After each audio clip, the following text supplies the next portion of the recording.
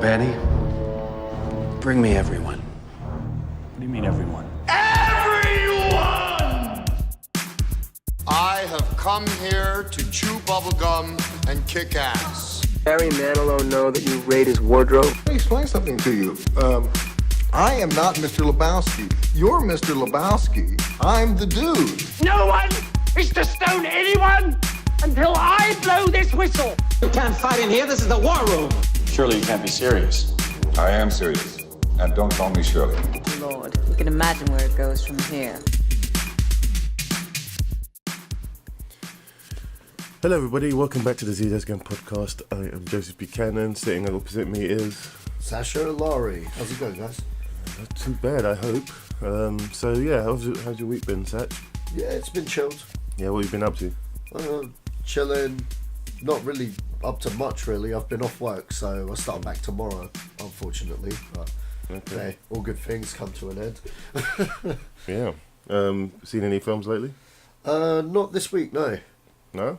No. What do you hope to see? Actually, no. I saw Get Hard, actually. Get Hard? Get Hard. Oh, the Will Ferrell Will film. Ferrell and your favourite comedian, Kevin Hart. I actually didn't think it was that bad. Okay. I was expecting the worst. Yeah, sure. It could have been funnier, but I thought it was okay. I actually thought Kevin Hart's character was actually quite good. Mm-hmm. He wasn't stereotypical Kevin Hart. He wasn't Bad Boys Like Kevin Hart. I've forgotten the name of that film. Ride Along Kevin Hart. He was just more.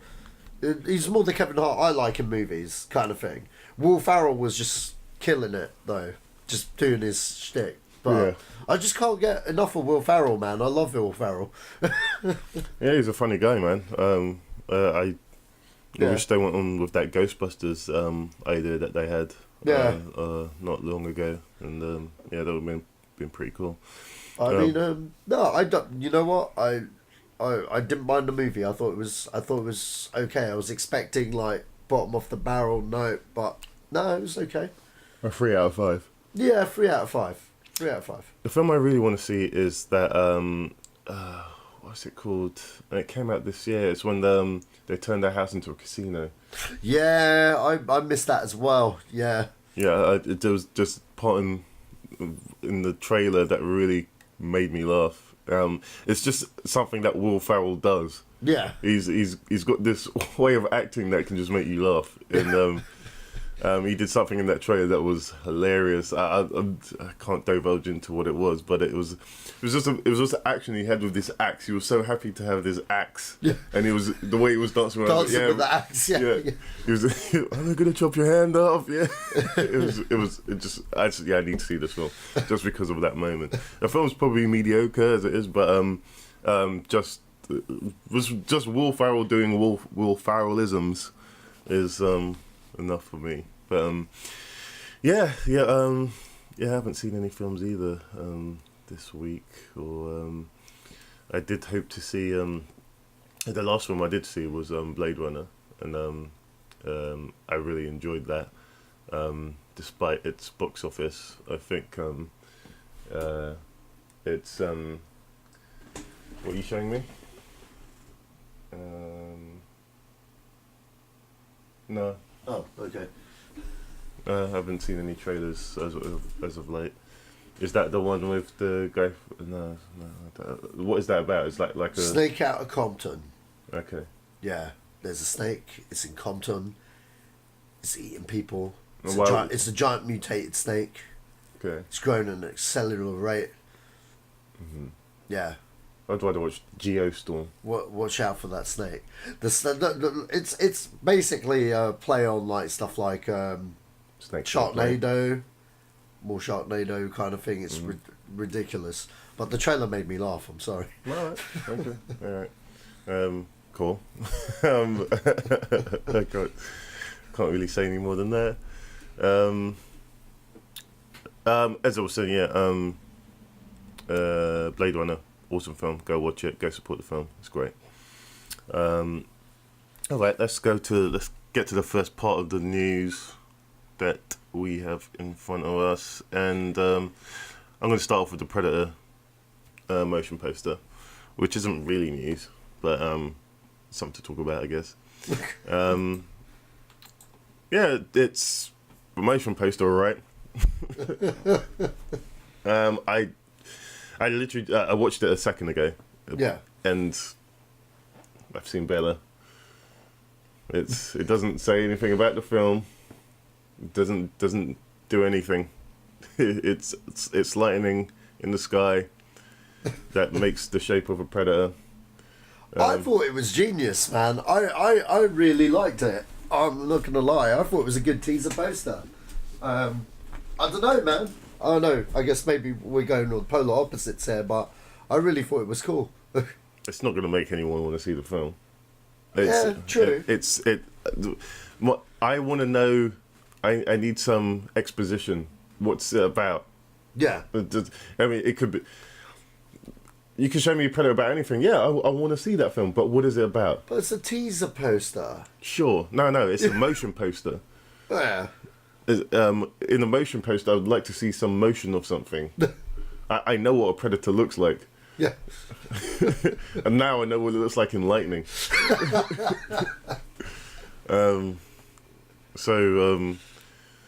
Good job. I've got real. It was a bunch of nothing, man. It was. I mean, not dissing whoever created that. It's just that. You want to see something that shows you more about the film that we're getting. Yeah, because at this point, we know there's another Predator film coming in. That's about it. They don't have to reveal the Vanush of the film just yet, you know? Like it's a teaser poster. Look, if I made that poster, I just would have had the 3 dots. That's it.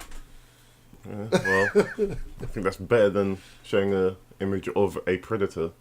Hey, do you know that film that you knew was coming? Here's a picture of it. In lightning. I thought it was cool. Okay. Oh, let's move on to Justice League. Justice League. Okay, so box office reports are saying that it's tracking to do well. Okay, the exact words: Justice League early box tracking reportedly looks strong, which it was always going to look. Yeah. I don't think we'll really know until, I mean, Thor comes out next week here. Yeah. And then just under a month we get Justice League. At this point, I'm more looking forward to Thor. Yeah. It just seems like a better time. And considering that I didn't enjoy the past 2 installments, bar Wonder Woman, in the DC universe, I can't. I don't know what to expect. Yeah. So I'm keeping my expectations at mediocre. So if it's a 3 out of 5 film, that's fair enough. Yeah. So hopefully it'll be something to look forward to. What about you? You looking forward to it? Are we talking about Thor or Justice League? Justice League. Justice League. I'm mixed opinions here. I want it to be good. I actually want it to be good. Look, I'm a comic book fucking nerd, okay? Like, regardless, I know I've been, like, slagging off DC like you would not believe, but I was not a fan of BVS. I hate that film. I just fucking hate that film. I liked Man of Steel. I enjoyed it. I didn't love it. I would have loved to have loved it, but I'm a Richard Donner's Superman fan. That's my Superman. Man of Steel was okay, but if I had to pick one, it wouldn't be the one that I'd gravitate towards it. Justice League, I just hope that it's good, kind of thing, because I want it to be good. I want it to have those fan moments. I want it to be awesome. But we'll have to see. We'll have to see. Time will tell. I enjoyed Wonder Woman, and even though Suicide Squad is not a AAA film, I still enjoyed it for what it was. I thought it was cool. That's very contradictory to a lot of other people, but you know, I thought it was okay. So DC have met me 50-50 in terms of the products that they have produced. I'm hoping that quite literally. Yeah, but I hope that I'm surprised by Justice League, like how I was surprised by Blade Runner. You know what I mean? The only reason why I'm giving it, like kind of like an average kind of thing, rather than go fuck Justice League, is because that second trailer I really liked, and then they had to fuck it up with the latest one. The latest one looked bollocks, but the one before that, with like the more classical music and like was Bruce Wayne on a horse at the start? I can't remember, but there was one trailer that came out where I was like, you know what, I perked my interest, and you saw more of Steppenwolf, the villain, in there, and I was like, cool. Although to the average person they would just be like, who the fuck is that guy? I don't care, because it probably looks like a minion to them. But being a comic book guy, I saw Steppenwolf there and I was like, shit, he's looking good, he's not looking shit, he looks awesome. Doesn't look Doomsday shit, because Doomsday was terrible, but like, yeah, I want to see more of the villain kind of thing. I want to see him do some bad things, but we'll see. All right, okay. We'll see. But like you said, my eyes on Thor Ragnarok. I can't wait. Every trailer of that has been gold. Like, that's how you do a trailer. Like, wow. I just know bad shit's going down in Asgard and Thor's got to sort shit out. It's just, yeah, I'm pumped for Thor Ragnarok. And I never thought I'd be pumped for a Thor movie the way I am Ragnarok. So, yeah. Yeah, well, that's the same verdict with me. I'm a little bit biased because Thor is my favourite Marvel character. So, it would always be Thor over Justice League. Because there's no actual DC character that I like. Yeah. No, not really. Well, okay. I find Batman very overbearing now in the film world. Oh, is it because of the recent incarnation? Yeah, well, does he kill people? Does he not kill people? I think you know what? He's not very good at being a ninja either. If he puts the biggest tracker on Earth on this thing, and then he blows the thing up anyway. Yeah. That whole sequence was just there just to show off the Batmobile. That's literally all it was there for. It was like, we got to have a Batmobile chase in the movie somehow to show off this damn car. I know he's just put a tracker on it. Let's just have... man, that was dumb. That was real dumb. More hatred towards BVS. Well, this is what I mean. Well, you're kind of messing up the character now because... Yeah. He's smarter than that. I can go for that he kills people, but it... Yeah, it was not what Batman would do because he's a thinker. Yeah. Yeah. And so, I mean, even the 60s TV series, he did more detective work than he's done. Even in the Nolan films, he doesn't do that much detective work. It's everyone else that does the detective work for him. Yeah. And I would like to see that element in a Batman film. I mean, a Denis Villeneuve Batman film would be awesome because it would slow it right down. Yeah. And it would be paced. It would be a detective film. You know what? I've never thought of Denis Villeneuve for Batman, but you know what? Look, that guy can do anything in my world, man. Seriously. I take it back. I hope he does do Bond. Only for the fact being that I think anyone can do Bond. But I think we get a cool Bond, and two, like, Bond equals bank, and like, considering the box office on Blade Runner at the moment, basically I just want him to keep working and doing what he does. Does that make sense? Sure. I mean, that's... I really want to see Dune. I hope Blade Runner doesn't affect Dune, because I want to see Dune done properly. The blasphemy, I'm gonna say some blasphemous stuff. That Stephen Lynch film sucks. David Lynch.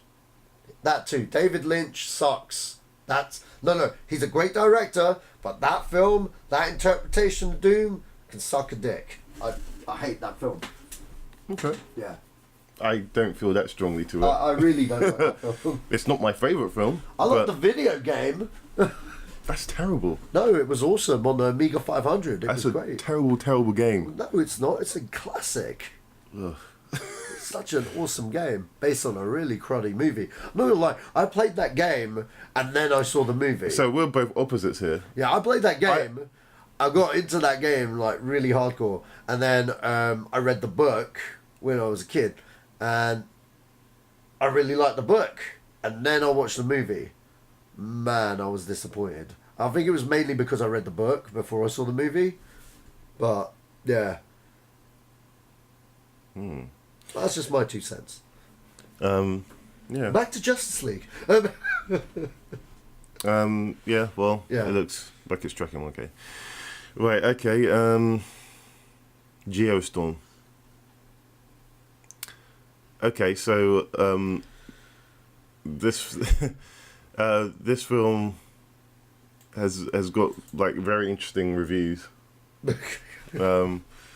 I mean, I don't normally talk about reviews on this, Yeah. but I saw a few reviews for it, and I mean, they're not great reviews for it, but the best review for this film that I saw was Robert Kermode, who reviewed it in the most in a way that made sense in the way Robert Kermode reviews films. He said that he got.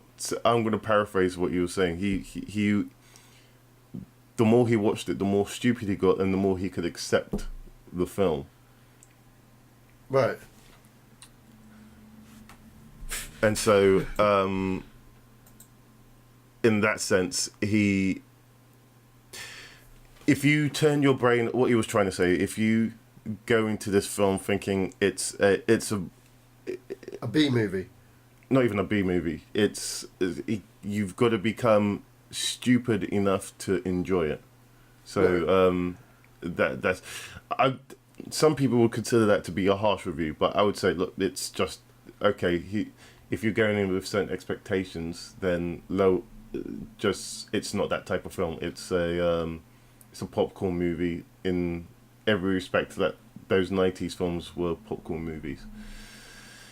So anyway, moving on. Geostorm, go see it. Not. Hang on, wait. Is it? I know it's a Dean Devlin produced movie, but does Roland Emmerich direct it? No. Who directs it? Dean Devlin. Dean Devlin directs it. Yeah. Man, does he not learn from his buddy that like those movies are not well received anymore? Well, it's a very different time now, so I don't think. I think he's still living off that Independence Day mind, so to speak. So, yeah, who knows? Okay, so there's another piece of interesting news. So, well, I say interesting. Pacific Rim crossover. With what? Always a possibility. Says the director, Stephen S. D. Knight. He says that there's always a possibility to cross over the worlds of King Kong, Godzilla, and Pacific Rim. Well, that was always the plan, though. It was? Yeah, it was, because they about a year ago or 2 years ago, I think it was 2 years ago, where because Legendary Pictures, there we go, Legendary Pictures, their producers have been talking about this crossover with Godzilla. Right. And King Kong wasn't into the frame, but I could imagine that would be part of it as well, where they wanted it to cross over. Del Toro, who created it, he wanted to do an original number 2 rather than a crossover. Mm-hmm. You know what I mean? If it went on further, he wasn't against it, but he wanted that universe to be its own thing first before they thought about crossovers. Right.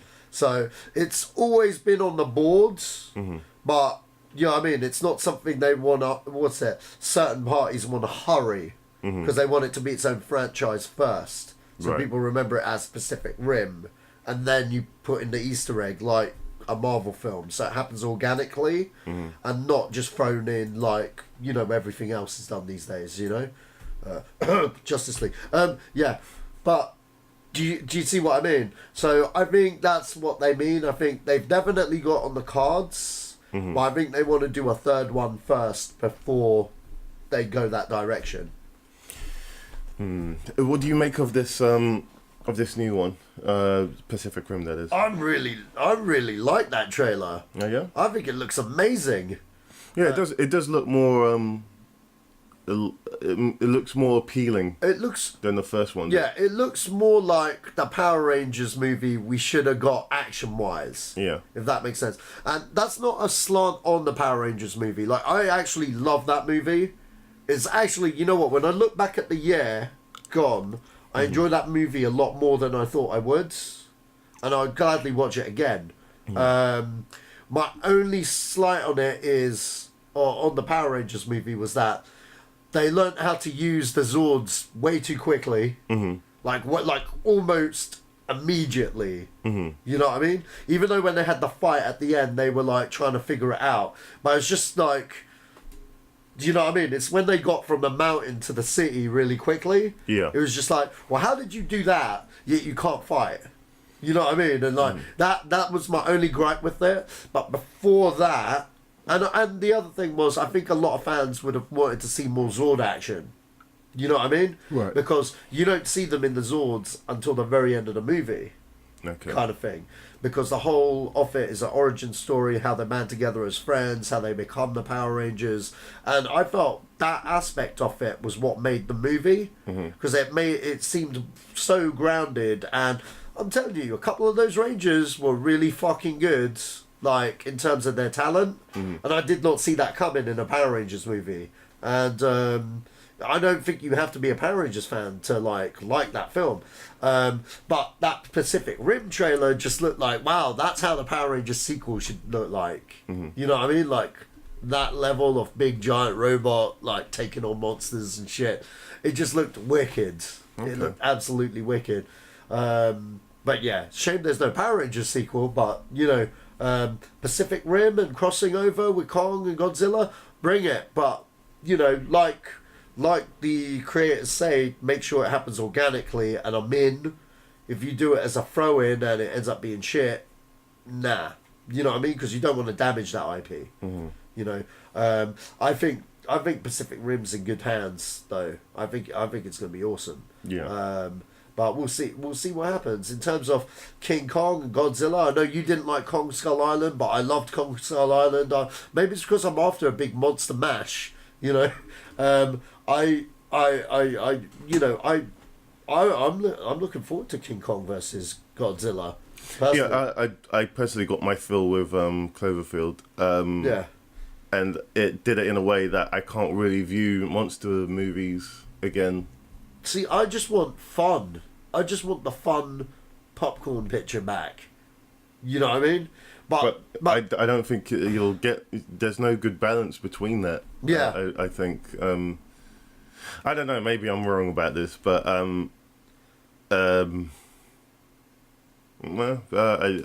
yeah, I guess. Yeah, you're probably right. I mean, if this goes well, I guess you'll get an Attack on Titan film, which will be interesting. Yeah. But yeah, and having said that, this what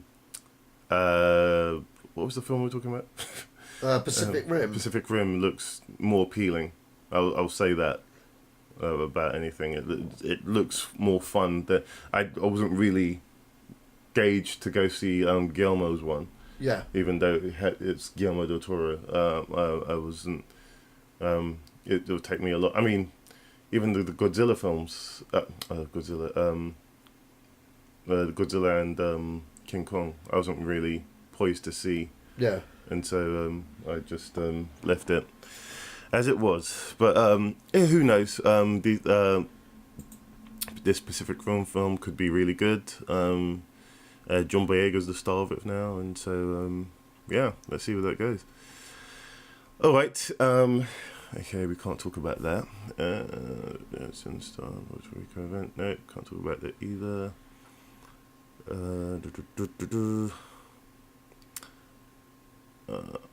everything is so okay. Shazam. Apparently, this film's going to be is set for a 2019 release.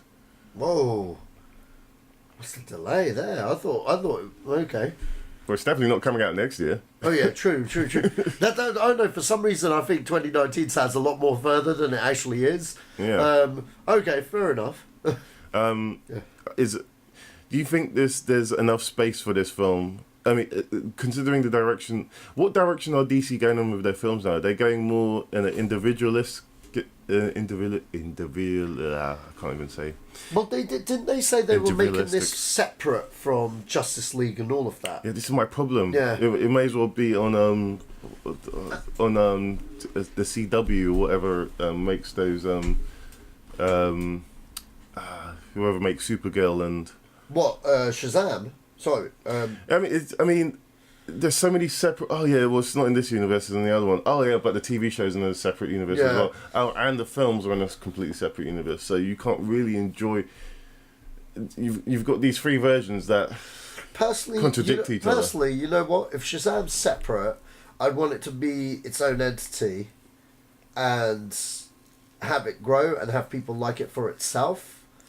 That way, we can have a unique superhero franchise that's by itself, and then once they sort out their fucking kerfuffle with all of this shit, then maybe like Pacific Rim, edge it into whatever's decent, if that makes sense. Because Shazam has the potential to be fucking amazing. It really does, and I think, like, what me and Leo pitched the other day, that would be the perfect Shazam movie that I would watch. But, we'll have to see, man. I just hope they get it right. I think it has plenty of legs to be something really special. But we'll have to see, man. We'll have to see, because, they don't know what they're doing half the time, so, yeah. But if there was one, put it this way, if I was there and I had to take care of one, that would be the one I'd go for. Because I know exactly what I'd do with it. Because, look, the Stranger Things vibe is the vibe at the moment. Tap into that with Shazam. Cast one of them Stranger Thing guys as Billy Baston. Straight up. One of those Stranger Thing kids. Just do it straight away. And then, or get like a newcomer, do it straight away. And then film 2 more movies back to back, so the kid don't age too quickly. Because it's important to get the kid bam, bam, bam. And then, once you've done the trilogy, then think about crossing over and shit. Because you want the thing to be organic, its own thing, kind of thing. Yeah. And then you can, I think the closest I would probably get Superman in there as a cameo. Which Superman, I don't know. He's not integral, but any Shazam fan would know they'd like to see the square off between Shazam and Superman, because it's kind of like, like a lesson taught to his character, because he's just a kid. Well, because it's like him going up against someone that is as powerful as he is, but at the same time he's learning a lesson that you can't use your powers for this from someone that's, you know what I mean, a good guy kind of thing. But they did that in the animated show kind of really well, and I was like, oh, okay, that's a cool cameo, and that was the only cameo you got. You didn't get anyone else. So I thought that was really cool. Yeah, man. Okay, well, yeah, I don't know how to feel about that, but he's one of the only people that can beat Superman, because Superman can't defeat magic. What is magic? Exactly. You got to see more of it in the DCU, but Is it the same way that Doctor Strange is kind of magic, or whatever that is? Yeah, I'd say the same way Doctor Strange uses magic. Okay, all right. Well, I was just going down the list here, and something caught my eye. So after actually no, not that. Sorry, guys. Yeah, so David Fincher, he's set to do World War Z 2. Yeah. And he's saying that he's going for a Marvel Studios approach. What? Was it who touched on the sequels when today? I worked on a show for HBO that didn't see the light of day at some time. Was doing the Mindhunter, and the Mindhunter I've been working on for about a year now. Dennis K. It sounds like we're moving ahead on a sequel. Mega budget blockbuster. It would be interesting to see what. It would be interesting to see what a filmmaker like Fincher would do with a mega budget blockbuster, especially if given creative control. The director last brush with a big franchise was Alien 3. Given the nightmarish experience making that, his caution approaching to World War Z 2 is understandable. So I'm not actually sure what this article is saying. If he would go into a Marvel-like approach or not. But Dave Fincher is just saying that World War Z 2 isn't going to be that popcornorama type film. Right. But do you feel that film can go from one thing to another extreme? I don't care. Okay. I fucking hate World War Z. I love the graphic novel. I hate the movie. I think it's one of the worst movies that I've seen in my life. David Fincher, you make great films. Don't touch this project. Well, he's already in production. Well, okay. Well, yeah, cool. I'm not watching this one, Fincher. That's how strongly I feel about it. I just really don't care about World War Z. I just thought that movie can suck a dick. Yeah, end of. But, I mean, I'm surprised that he'd take on such a big project, after, but considering his stance on Alien 3. But at the same time, if they're going to make it work with that garbage that they got, fair enough. I understand it does have its fans. I just feel strongly that I just didn't care for it at all. But, maybe you could make a cool zombie movie out of it, the way David Fincher would make a zombie movie. If they have a good script that they can work on to make a cool film, yeah, cool. Rather than, I heard Mark Forrester had a bad time filming World War Z because he clashed with Brad Pitt on it and all kinds of shit. And they were rewriting the script or on the spot on that fucking movie, and it shows heavily, in my opinion. It's like, it looked like some producer was like, hey, I know there's a comic book, but we're not going to follow that. We're going to have our own ideas. And, this isn't working. And then the director gets involved and he doesn't know what he's doing. And the star's looking at it from another point of view. It just looked like a piece of garbage, man. But maybe that's what David Fincher's doing. Maybe he's just going, look, I don't want any of that shit on my watch. I want to make a decent fucking zombie flick. Bang. You know what I mean? But we'll see, man. We'll see. On the contrary to what you're saying, I actually quite enjoyed it. Yeah. It's not a great film, but it wasn't a bad film either. I don't know what apparently they changed the ending a lot. And from what I heard, what the original ending was like, the way they went with it was a little bit. I liked it in the sense that it slowed it down a little bit. It was almost like a different film. But yeah, again, each to their own. If anyone can make a good film out of what comes from that, I think David Fincher can. If he's genuinely interested in it, then there's clearly a reason. Yeah. And well, maybe he thinks he could do a decent zombie flick and use it as an IP to give us one, maybe. But possibly, yeah. But just David Fincher doesn't. Well, he doesn't half-ass things. And what, his version of the Dragon Tattoo wasn't a bad film at all. Mm-hmm. As far. Right. So, onto the Dark Tower. So, Idris Elba is hopeful for a sequel, and now I don't understand what that statement means because they just released. Yeah. Yeah, they just said that there's a TV series coming out that is not connected to the film whatsoever, or yeah. So I don't know. I guess actors are always hopeful for a sequel to a thing that they're in. Yeah. Because it's work, as you said earlier. So, has the film made enough money to warrant anything of such a statement from Idris Elba? I don't know. I think maybe he's just wishful thinking. Hang on. Give me a sec. Sure. What's it called? The Dark Tower. The Dark Tower, sorry. The Dark... Oh, you looking up on the... Yeah, I'm going to give you... I'm not going to make up stuff, so... okay, so budget was 60 million.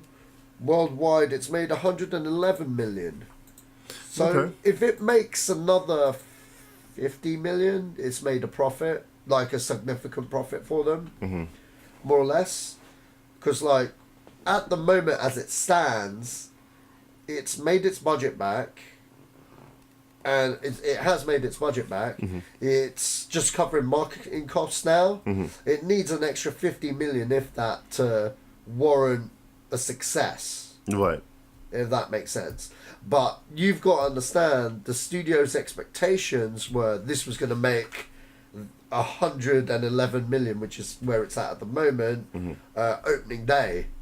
You know what I mean? This to them was going to be their big franchise because these books are quite renowned and well known. So when you look at that expectation, but then I think that's good with the amount of money they put towards the movie. I think that's a good enough budget and whatnot to do a movie.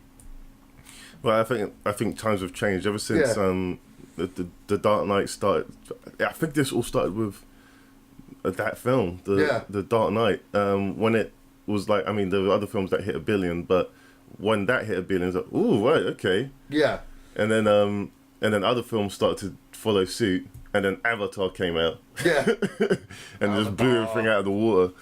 And I think it just these studios have their eyes on that billion mark. They're just razor sharp on it. Yeah, if it makes to $500 million, yeah, then we're good. But films back in the 2000s, if it made 120 million, 300 million, that was a big deal. And so yeah, things have really changed in the sense that the amount of money that they put into these films, they expect really sometimes unrealistic returns on these films. So I don't know if that will happen, or because it's a Sony product, right? Yeah. Yeah. And they're a bit... Sony are very kind of like frugal with their money at the moment on what they're going to throw stuff to the wall. It looks like they'd much rather reboot it than... Do you know what I mean? Than carry on, because they probably see it as too much of a risk. Right, yeah. Because it's kind of like, yeah, it did okay, but no one really saw it. You know what I mean? If it got the word of mouth...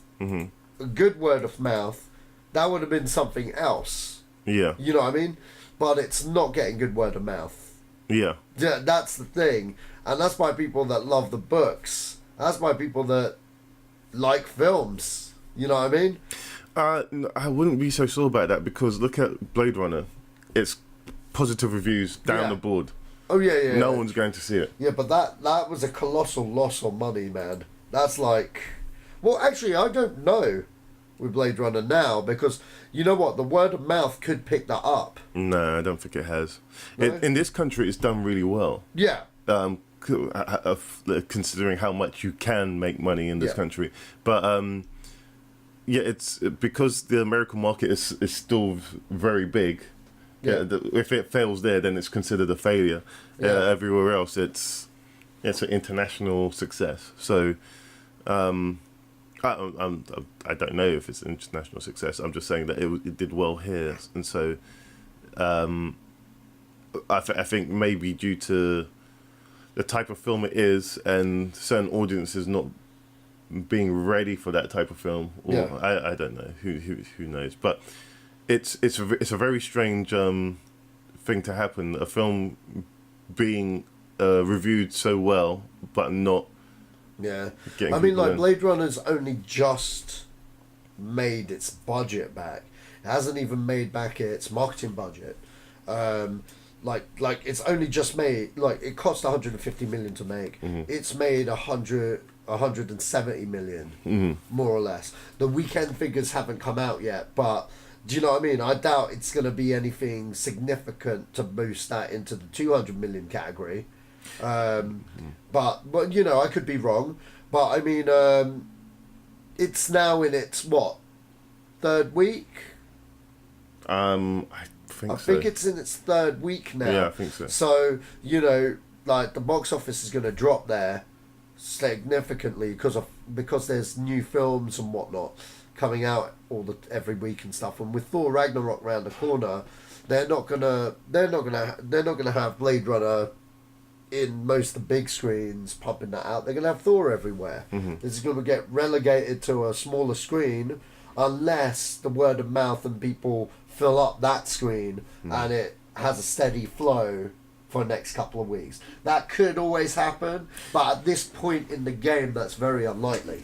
So it's very unlikely as well because Warner Brothers are pulling the film out of the cinemas. Yeah, well, there you go. Then there's that. I mean, checking the foreign market right now, it's not come out in China yet. Is it because there's only a certain amount of films that come out in China? Yeah. Is it allowed to come out in China? That's the thing. Well, it's on the books for coming out in China. It actually comes out in China on the 27th. Oh, right, okay. So that might give it a second wind. I don't know. I'm not sure if that's the film for China. For China. I know, but, you know, it's a big market. That could break it. That could take it to the... If it makes 300 million, then that's a success for them. Yeah. You know what I mean? That is actually a success for them. But it's not... I don't think it's the money that they imagined or wanted. You know what I mean? It's like... I mean, even before the film came out, I don't know who was saying it, but I think it was the director that was saying that it may not be as popular... Yeah, that's... as the studios want it to be. No, that's true, but then that's the whole thing. Blade Runner is a different pace of movie for modern day audiences. You know, I was afraid they were going to action it up for modern day audiences. I thought it was going to be an action blockbuster. And you got to understand that Blade Runner was not that film. It was a detective movie. You know, it was a film noir kind of film, and you know, that first film has a very slow pace. This film, I commend it for having the same tone as the original. Yeah, I do feel it could have been a bit more shorter and they could have cut stuff out, but that was part of the experience. When I watched it a second time, that's the experience, because I've got no problem with the length at all. Yeah, I'm just saying that's the popular thing. People say, well, it could have been shorter, and I think it could have been shorter as well. I'm not going to lie, but I think if it had been shorter, you would have missed a lot of nuances from that movie in terms of the recreation of that world, so to speak. Because if you look at the original movie, you just got Los Angeles. You know what I mean? This movie takes you to different places within that universe. Yeah. You know what I mean? That's what I really liked about it. Like, I liked that you saw Las Vegas. I liked that you saw, like, a little junk world, you know, out in the wilderness there. You know what I mean? There's clearly a nuke went off somewhere. Like a bomb or something. So it's, you know, it was kind of, you know, that kind of added to that universe. I mean, like, if they did a third one, I wouldn't want them to, but if they did, I would like them to take it, you know, like, in another country. Yeah, that film would have to do immensely well on Blu-ray. Yeah, of course. But I would like to say no, because it's showing the world in the future. I'm not disagreeing with you. I'm just saying I'd just like to see that world. I'm not disagreeing with you, dude. But But I don't know. I'm just spitballing here, Blade Runner style, or a lot of people talk about. I know a lot of Blade Runner fans talk about off-world colonies and stuff, and they'd like to see that. You can watch Alien for that. Yeah, exactly. Because they're connected, right? Well, did you? Everyone always refers to the engineer-looking thing in the glass. Did you see it at the side when they're? I said that. Yeah, I know. Said that but everyone keeps referring to it. It's not an engineer. It really does look like one. Because even when I watched the film, I thought, wow, that really does look like an engineer. Yeah, it does. If you think about it, it could be him doing the nod to it, like Predator 2 was like the nod to Alien. Yeah. And so, but yeah. Anyway, what was the original thing we were talking about? Oh, it was Dark Tower. Dark Tower, yeah. No sequels happening. Yeah. No one knows what's going on there. I doubt there's a sequel to that ever. But they just announced they're rebooting it as a TV series. They were always going to do a TV series to continue on the Dark Tower, but if they're rebooting it as a TV series, I guess the plans for the Dark Tower series are now ended. Mm-hmm. You know what I mean? Like, even as a movie franchise and a TV series. So, yeah. Okay, well, on to this next. This is more of a visual thing. I'll try to put a description on this. Okay, so you know the Bohemian Rhapsody film? Yeah. You know they got this actor called Rami Malek to play Freddie Mercury. Yeah. I wasn't convinced that he could do it because I thought who was it? Sacha Cohen was the perfect guy, and I still think he is. But just seeing this picture now of that actor. If you don't know who that actor is, he's in Mr. Robot. Yeah. He's a really good actor, but he just looks the part. I didn't think he would ever look the part, but yeah, that's for all intents and purposes, that's Freddie Mercury. Yeah. Even the pose. Yeah. The very bombastic, if that's the word to use for it. Yeah. But I'm actually looking for. This film was on my radar after I heard Sacha Baron Cohen wasn't in it. I was like, yeah, whatever. And now I'm like, yes, because I grew up with the first time Prince was in my existence was at Live Aid. Yeah. And they did that concert, and then they re-released Bohemian Rhapsody like a couple of years later, and and then it was in the music was all over the place, man. It was in what's it called, Highlander. If you lived in the 80s, you would hear Queen all over the place. But again, that was my first. Oh, that's Queen, and so that's just hearing more. I don't know what this film's going to be like because Brian May is really got he's got his talons into this film. Yeah, well, that's just it. That's the whole point. This film, like Sacha Baron Cohen dropped out of this project because it's just kind of like they wanted to water it down. Yeah, look, he dies halfway through the film apparently. Yeah, and the band want to show more about them after he dies. Yeah. I'm not. That's the thing. But you know what though? Like, it's Bryan Singer directing, right? Yeah. Bryan Singer's not going to attach himself to bullshit. So the Giant Killer, Jack the Giant Killer. I like that film.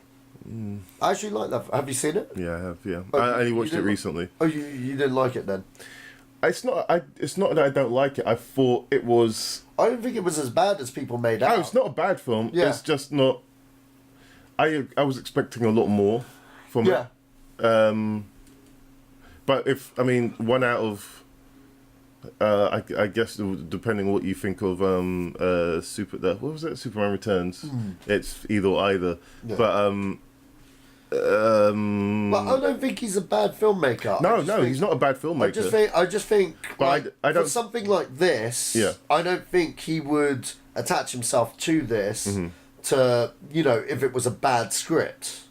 If that makes sense. Because you got to understand, he's doing something completely different here as a director here. I mean, like, he's going back to what he used to do before he got into the superhero game. Yeah. He used to do really quite dark films. Yeah, about, exactly. It was an Apt Pupil. Apt Pupil. That's dark, man. That is fucking dark, man. And fucking Apt Pupil. If you haven't seen Apt Pupil, David Schwimmer's in that. Yeah, David Schwimmer's in that. So is fucking fuck you, Pacey. What's his name? Joshua Jackson. Joshua Jackson. And yeah, Ian McKellen's in there. Yeah. It's a really good film. Start though, so be prepared for that. But Apt Pupil and Usual Suspects. Well, you know what though? While he was in the X-Men world the first time round, he was always talking about doing like a film noir kind of film and another film on gay rights. And I think the gay rights film ended up being Milk. Which he didn't direct. Yeah. But like, part of me wishes he'd done those films than the big blockbusters. Oh, don't get me wrong, like, I think around the time when he went and did Superman Returns, I would have preferred him to do those films to build up what a Bryan Singer film is outside of X-Men, if that makes sense. But I can see why you'd want to do X-Men because it's totally linked to everything he is. But then at the same time, now, because he's still in charge of X-Men, so to speak, because he's still a producer on those films now. Yeah. Those films, you know what I mean? Like, they're part of, like, what he set out kind of thing originally now. I think it's become a thing where now he doesn't have to direct them anymore, that he can go off and do the other films that he wants to, and if that doesn't work out, he can always come back and recharge and, like, you know what I mean? I would have preferred someone else direct Apocalypse because I felt he'd done such a stellar job on Days of Future Past. Yeah. You know what I mean? He brought it back from... Yeah. Because he had First Class, which was bringing it back. Yeah. And then Days of Future Past is just whoa, it was up yeah, there. that was X-Men at its height for me. Yeah. You know what I mean? I fucking love Days of Future Past. Yeah, Apocalypse I felt was, you know, I didn't... It's a misstep. There are elements in that film that are good, but it's not... It's not a great film. If you have someone like Apocalypse in your film... It's what he was going to do with those spoilers. What he was going to do with those nukes. I thought he was going to make them rain back down. Yeah. That would have been awesome, mate. I just wanted Apocalypse to just be a badass, and I just felt the Dream thing was a bit of a cop out. And this is not spoilers anymore. I had a friend called Lucy who worked on Lucy Hope Smith. She worked in the art department on X-Men First Class, and when they were filming that thing, they were going to have a dream sequence like that where Xavier goes in the mind of Sebastian Shaw, kind of thing, and they have a fight in the mind and stuff. And but then Inception came out while they were filming it, and that film was all about going in someone's head and shit. Yeah, but everyone knows who Professor Xavier is. Yeah, I know. And so they should have stuck to his guns. But Matthew Vaughn was like, I'm not doing that. Right. It was more Matthew Vaughn was not doing that. He was like, no, I'm not doing that. There's a film like that now. We've got to change everything. And they changed it to the way they did. To be quite honest, I'm glad they went the way they did, but because I felt Magneto just getting his revenge was just fucking... Yeah, that was good. Fucking powerful, man. And it was that movie was the Magneto movie. Let's face it. That was just the Magneto origin. Yeah, it was Charles Xavier and Magneto. Yeah, because everyone was second fiddle. Yeah, it was so good, man. I loved First Class, and I felt Days of Future Past was just it was like the best X-Men movie because you had everyone of old, everyone of new. It was the biggest cast ever. Those Sentinels were... Yeah, they were good. I mean, in the set, they changed what they did to compared to what I remember them as. But they were, if you were to face those, just one of them, they were like Terminators. If I had to change that movie, and I have to go there. This is what I would have done different with Days of Future Past leading up to Apocalypse. You know when Wolverine wakes up, and it's the future. I wouldn't have done it that way. I would have had him woke up with one hand, Jean Grey next to him, and he just looks out everywhere, and it's a Planet of the Apes kind of thing, and it's still a dystopian future, but it's like the Age of Apocalypse, as in from the storyline Age of Apocalypse, where Apocalypse rules the world, kind of What thing. would be the point of going? The whole point of that is that the next film was going to be called X-Men Apocalypse. I got you. So then, because we're in the Age of Apocalypse storyline, and Wolverine's like, what the fuck? Mm-hmm. You know what I mean? It's got that aspect of time travel trying to reset everything back to where... So you're saying almost like a two-parter? Yeah, almost like a two-parter, but like you're converging both time travel storylines in one. Mm-hmm. And then... It's a good idea, actually. Yeah, and plus it would have had Hugh Jackman have to play Wolverine from a different point of view again, in a way that we've not seen the character, because he has one hand, for starters, and he's like, what the fuck's going on? That doesn't happen in the comic book. He's not the main character, but he would be, for the movie version, he would be a main character, because he's the man at a time there. So how do you explain his one hand? No, his one hand is the result of what happens in that future. Yeah, but But in that storyline, Wolverine has one hand, Cyclops has one eye. They got in a fight over Jean Grey. Sure, but he regenerates. Huh? His body regenerates. There's a reason for that. I don't know right now, because I read that like 16, 18, maybe, no, 20 plus years ago when it first came out. Right. So I'm sure there's a reason for it, but he has one hand. Okay. But in the comic books, look it up, people. If you read your comic books, I'm pretty sure I'm correct. He has one hand. But yeah, it was over a battle with Cyclops over Jean Grey or something. Cyclops is a bad guy. He's working with evil beasts because there's two beasts. They make out like Jean Grey is the hottest piece of arse. I on know, Earth. right? But like, this is the twist though. In that universe, and the other thing I would have done, Xavier would have died. He dies multiple times. Yeah, I in the know. films. But no. I would have had Xavier die in Days of Future Past at the end. Sure. Kind of thing. And then, but when Xavier dies, this is McAvoy dying. When Xavier dies, Mystique makes her choice and stuff. The world sees mutants as they are, etc. But I would have had Magneto make a pledge like, shit, this has changed my ideology of thinking. Because in the Age of Apocalypse, Xavier dies in the comic books. Legion goes back and accidentally kills his dad because he's out to assassinate Magneto in the past. That's the comic book version. But Legion creates the Age of Apocalypse, which means he ceases to exist because his dad didn't conceive shit with Moira McTaggart. Right. And then basically, because there's no X-Men or Xavier's X-Men, they don't challenge Apocalypse. So Apocalypse wins. And he rules the Earth.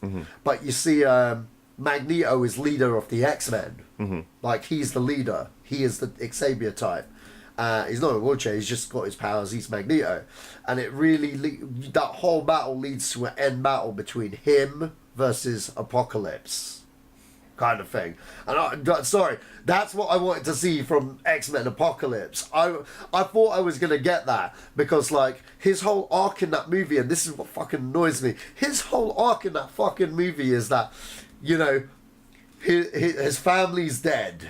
He has no family. And then you have Quicksilver, that's his son, that he doesn't know that yet. But the whole movie, he's like, I have a reason to go there. Blah, blah, blah, blah, blah. Like, if there's going to be an arc to his character, when he gets there and he has the time to say to his dad who he is, even ask him, what's this all to you? And then he chickens out. Why? Yeah, no. Should have said, if he said, I'm your son, you know what I mean? Kind of thing. Then when he's getting beaten up by Apocalypse, that's the perfect time for the Darth Vader, Luke Skywalker moment for my man to go, no! Okay, we'll wrap this getting to a review on that film. Back to Freddie Mercury. Yeah, that's Bohemian Rhapsody. It's X-Men edition. It's coming out next year, I believe. So yeah, go watch it. It looks like it's going to be a good one. Moving on. Tangents. What do you make of the do you still like? This is again non-piece of news, but do you still like the Han Solo? This it's called Solo. The film, the next what's it called? Anthology film of the Star Wars universe is called Solo, a Star Wars story. It's a title. Would you just prefer it being called Solo? Yeah, I think. Yeah. Do you think they should drop a Star Wars story? It's done now. Yeah, but anything else would be inconsistent. Sure. I think it's. I would have preferred anthology, but people get it now. People do get it now. People do, like, the nomads get it now, or at least the nomads that I've taught get it now. So, yeah, sure. Star Wars story, it's working for you, Disney. 1 billion at the box office, over $1 billion at the box office, said it did with Rogue One. Yeah, man. Solo, Star Wars story, I'm in. I have a lot more faith for this movie now. I was really negative about it, but since Ron Howard's taken over, he's made it fun. Not only has he made it fun, he's honeydicking the fans, man. He is proper honeydicking the fans, man. He knows what he's doing. Hashtag Kessel Run. Yes, you know what you're doing. And Tag and Binks. They're the last two characters I'd ever see made canon. Is that the one in Troops? Yeah. So basically the director of Troops wrote a comic book for Dark Horse Comic, a series of comic books for Dark Horse Comics when they had the Star Wars license under the old canon. And he just basically created these two bumbling fucking stormtroopers that get into adventures, and it turns out vital moments in the trilogy is because of their fucking idioticness, basically. So, and he's made them canon. Yeah. Man has done his homework. And I think also the reason behind it is just Ron Howard just going, look, don't worry, I've got this. Yeah. But considering this has been a troubled production, you know what I mean? It's literally him saying, look, motherfuckers, chill. Richie Cunningham has got this shit. He's going to be cool like Fonzie right now. Hey. And I believe it. I actually believe it. Before, because we weren't seeing anything, it was left for us to, like, whatever, and then, like, do you know what I mean? You get these rumours about what they were doing and it being all true and them fucking it up. He's got it. And I believe they will make that release date because, you know, chances, of course, the film's finished. Yeah, the film's finished. But they're following a script that's robust, which isn't what those guys were doing. You know what I mean? So it comes out next May? Yeah. Okay. No, Christmas. Oh, so it's next Christmas? Yeah, it's next Christmas. Oh, okay. They pushed it... No, did they push it back to Christmas? I can't remember. I know they... I can't remember. Or am I getting mixed up with episode 9? I think episode 9 was Christmas. Okay, so yeah, it's coming out next year, May 25th. Oh, wow. So in 6 months we're getting a Han Solo movie right off. Oh, man.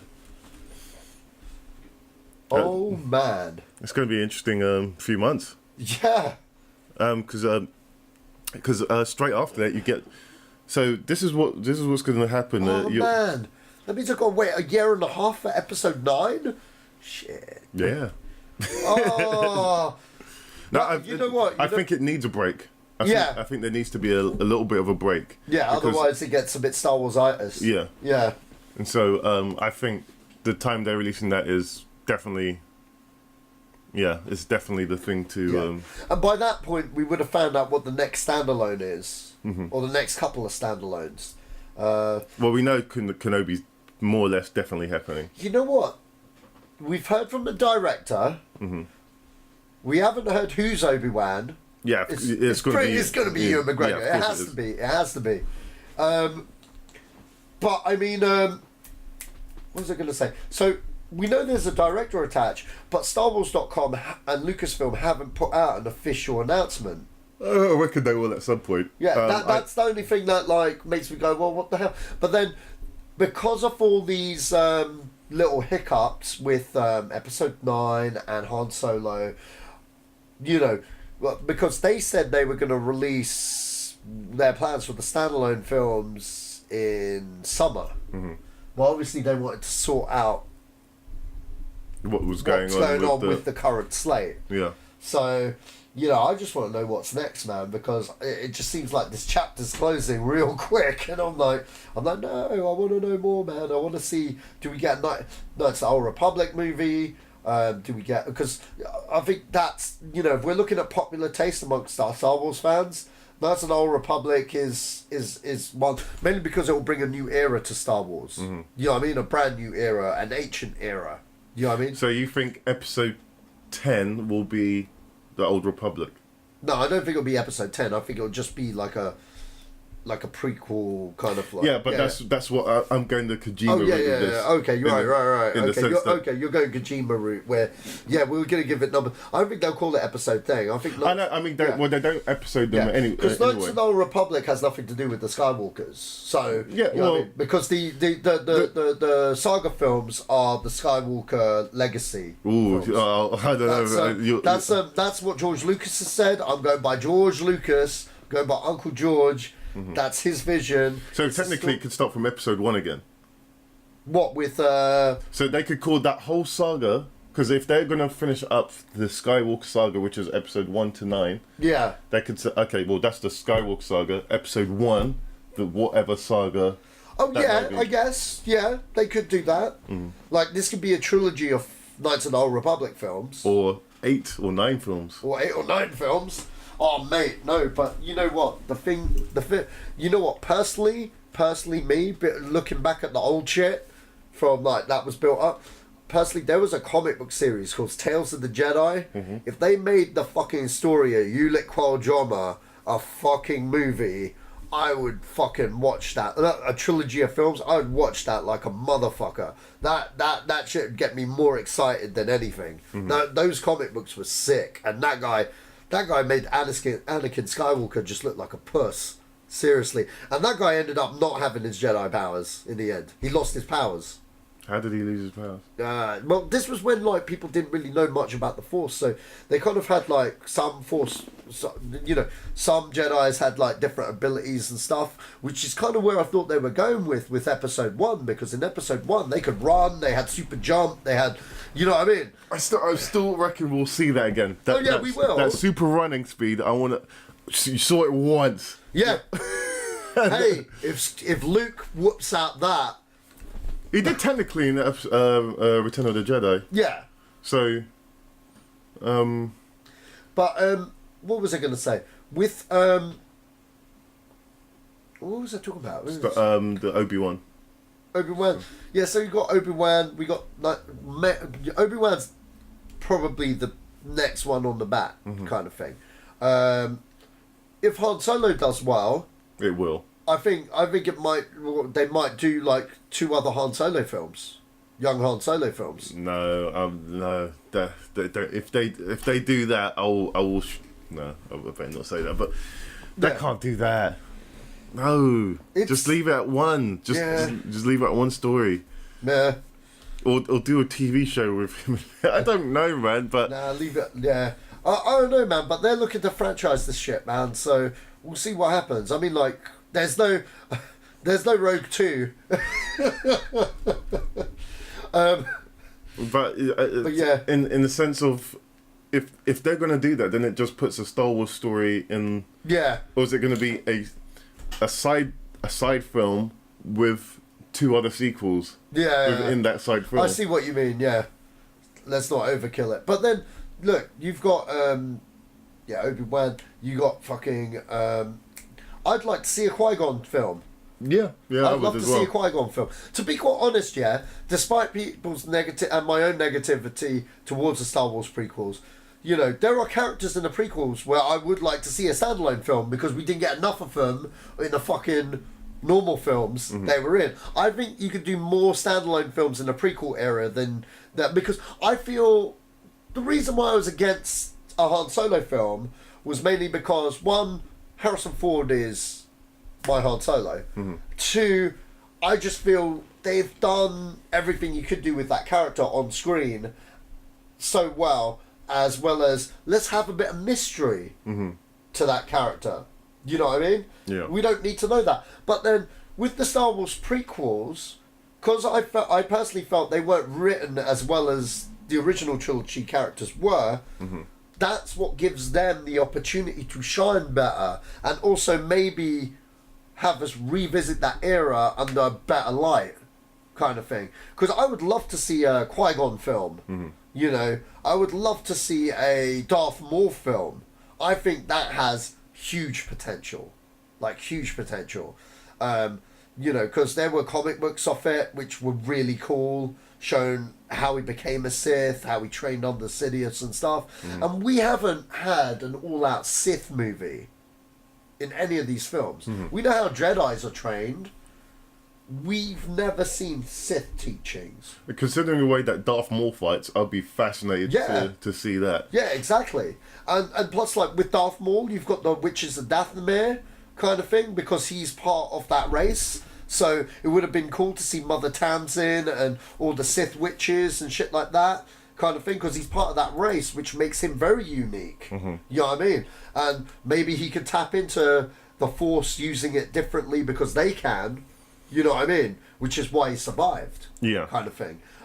Because I think people would want an explanation to that kind of thing. People are like, is he dead? Isn't he dead? You know what I mean? When they watch episode 1, because they got this standalone movie, which would make more sense to people that don't watch the Clone Wars. You know what I mean? They'll be like, oh, he survived in Clone Wars. Okay, that's why. Okay, cool. We know. You know what I mean? Like, whatever. I think Darth Maul would be interesting. I think Qui-Gon would be interesting. I think Mace Windu would be interesting. Utilize that star power. Yeah. You know what I mean? And that dude would do it for free. You know, like, I think you could do some really cool films with those characters. Yeah. You know what I mean? And then show other Star Wars characters in that era as well. The green guy with the, you know what I mean? The what? There was some green guy that became a fan favorite, some alien Jedi thing in Attack of the Clones, and then like they made loads of stories about him. But like, you know what I mean? Like, you could do so much, man. You could do so much. I think it's it would be what, because you do. If you do a standalone movie with popular characters, you run the risk of diluting those characters. You know what I mean? And upsetting people, you know what I mean? Like, in weird ways. But you take characters that people like but don't know much of, you know what I mean? You're adding to it. Yeah. You know what I mean? And like, I would like to see a Luke Skywalker movie set with Mark Hamill by himself, but set before Episode 7. Right. So you still have Mark Hamill. I wouldn't want to see a younger Luke Skywalker movie, if that makes sense. Well, we've seen the young Yeah, exactly. We've seen young. Yeah, it's called Star Wars Empire. But do you see what I mean? But I say utilize the prequel guys while they're fit as a fiddle right now. Yeah. And especially Liam Neeson. Yeah, especially Liam Neeson. Who just unretired. Yeah, unretired. Look, fact is, Liam Neeson is going to make fucking movies forever, and you know, as long as they're good and not like Taken 2 and 3, you know what I mean? I think he's wisened up there. You know what I mean? Yeah. So he's just looking for quality scripts. Personally, I think he should have been Death Wish, but you know, that would have been too obvious. Yeah, a little bit. A little bit too obvious, but we'll see. Yeah. Well, what is the status of Death Wish? Is it still coming out? Yes. Is it already out? Have you not seen the trailer? Yeah, I've seen the trailer, but it came out last month. Yeah, no, it came out a lot longer than that, man. I feel that we talked about that trailer ages ago. Oh, okay. I don't think it came out that long. I'm more interested in action movies. Killing Gunther. Yeah, that's the thing. I'm not sure that movie's done very well in America because it already came out in America. You know what though? The guys that make it do a lot of cheap, straight to Netflix kind of stuff. So that's probably why it's for that market. Oh dear. Yeah, which is a bit of oh dear because but then Arnold looks like he's having a great time. Well, so I really want to see it. I've got a few buddies that have seen it and liked it, so it is what it is. As long as Arnold's having a good time and it has an audience, I don't care. But Arnold's someone I want to see on the big screen. Yeah. It's kind of like when you hear he's like straight to DVD, it's like, oh man, you know what I mean? Yeah, that's how I feel. I think the only IP that'll get him on the big screen is Terminator, unless James Cameron just whoops him in the Avatar sequels, which don't look like it's happening. But then we thought we knew everyone cast, but Kate Winslet's on board now, which I was like, oh, okay. Kate Winslet is and she's an Avatar. Yeah, that's right. Yeah, she is. Yeah, we didn't talk about that the last time. No, we didn't. Yeah. But yeah, she's signed on to Avatar now, so bit of a Titanic reunion. I wonder if Leo gets on board, but Leo doesn't need it.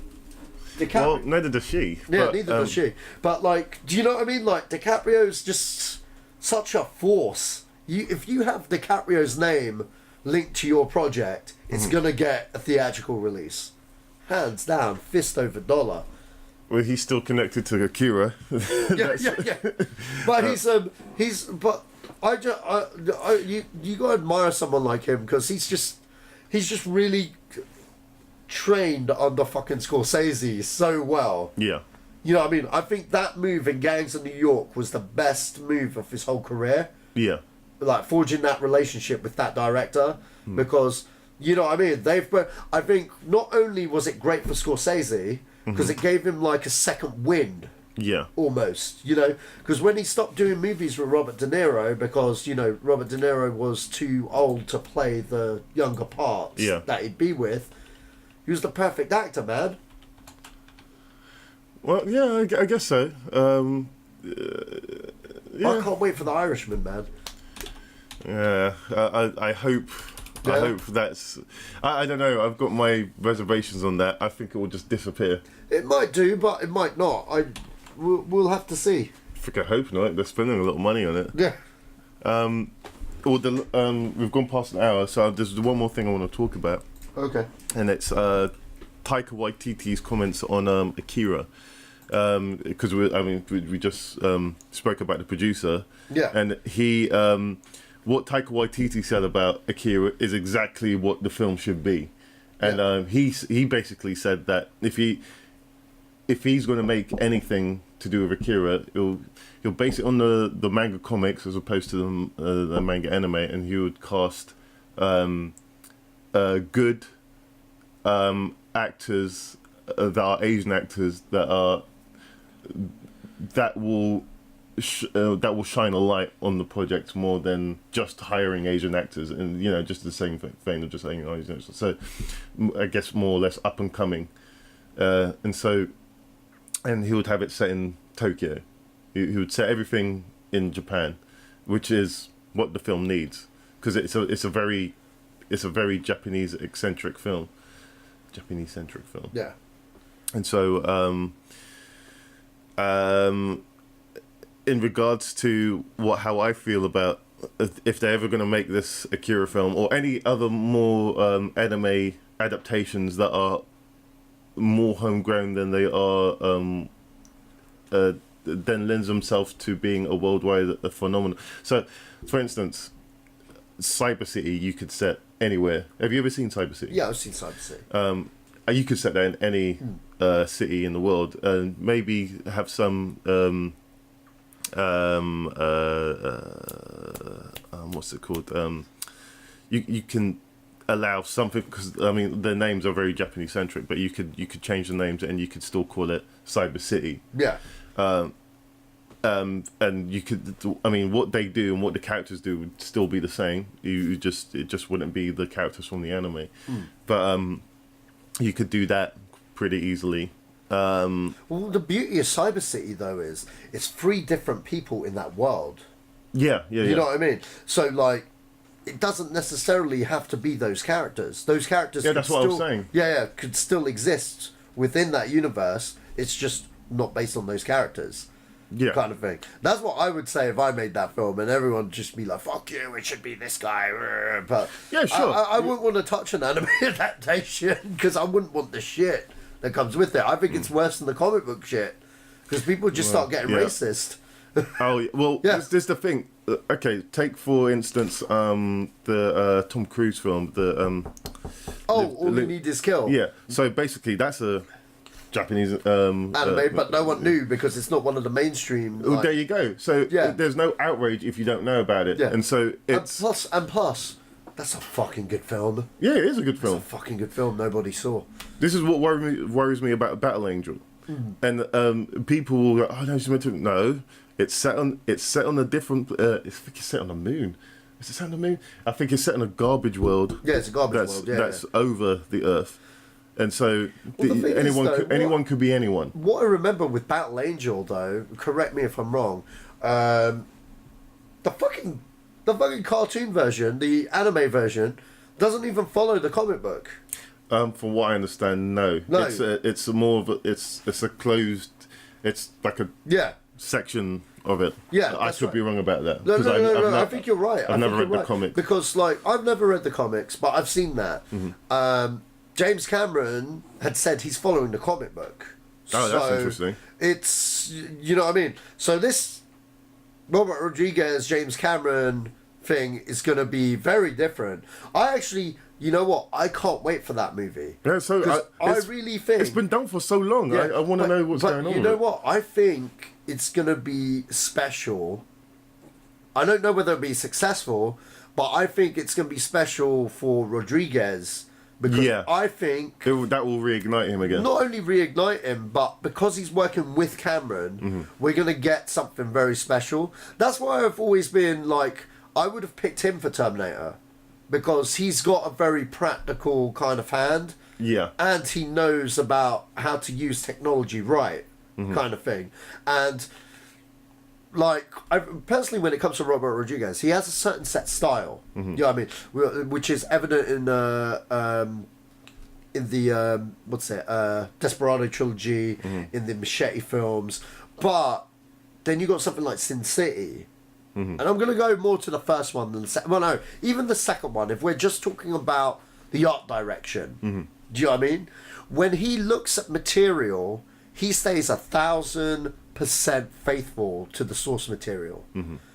That worked really well in the first Sin City, not too well on the second. But do you know what I mean?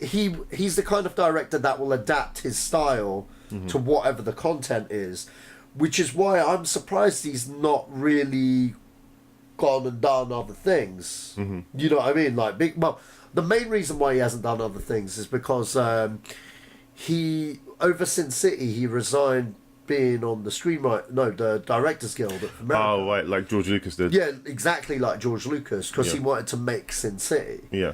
I don't know how that fares well with Battle Angel because, because in his mind he's like, well, he writes his own stuff anyway. Do you know what I mean? So that doesn't affect him. But this is something he hasn't written the screenplay to. Right. So, maybe he's back in the club. If he's back in the club, maybe, you know what I mean? Maybe we're going to get some interesting stuff, I think, in Rodriguez after this film.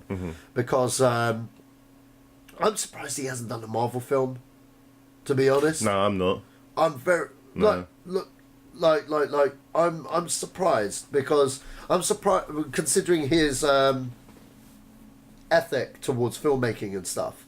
Like I can see why he hasn't, if that makes sense as well.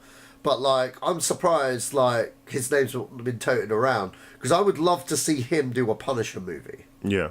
Like he would be my top choice for Punisher, hands down. But like that's a TV show. But it could still happen. He does TV. yeah, he does. He's got his own network. Yeah. What's it called? El Rey Network. Network.